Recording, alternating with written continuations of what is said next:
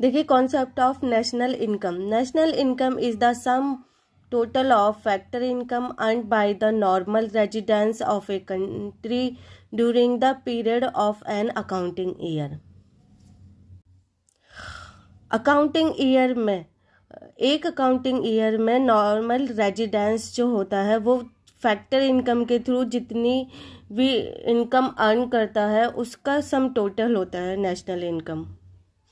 तो national income में हम 2 पॉइंट देखेंगे। नंबर 1 है आपका फैक्टर इनकम और नंबर 2 है normal residence of a country. अब देखिए फैक्टर इनकम क्या होती है और नॉर्मल रेजिडेंस को। अब देखिए फैक्टर इनकम क्या होती है। Factor incomes are the payments made by the producing units to the household owners of the factor of production for the use of their factor services। अब factor income में compensation of employee received by the household for rendering their services as employees of the producing units। Number 2 आता है rent received by the household for the use of their land by the producing units। अब देखिए compensation of employees वो होता है जो units production में employing का जो हाउस होल्ड होता है वो अपनी सर्विसेज देता है प्रोड्यूसिंग यूनिट्स में।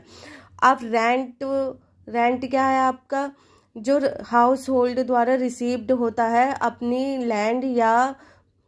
लैंड यूनिट्स प्रोडक्शन के द्वारा जो लैंड होती है उसका वो रेंट लेता है आपका। नंबर 1 है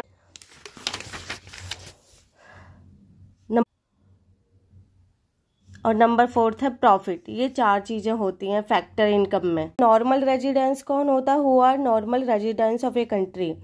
तो number 1 a normal residence is said to be one who ordinary residents of the country concerned and whose center of economic interest lies that country here।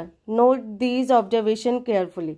अब और नॉर्मल रेजिडेंस वो होता है जो इंडिया में रहता है, इंडिया से प्रॉफिट गेन करता है, इंडिया की इकोनॉमी में उसका योगदान होता है, इंडिया से इकोनॉमिक इंटरेस्ट लेता है। अब इसमें कुछ चीज़ें हैं जो इसमें नहीं। एक ऑर्डिनरी रेजिडेंसिंग वो होता है जो बहुत टाइम से इंडिया में रह रहा है, 1 साल या उससे ज़्यादा के साल से।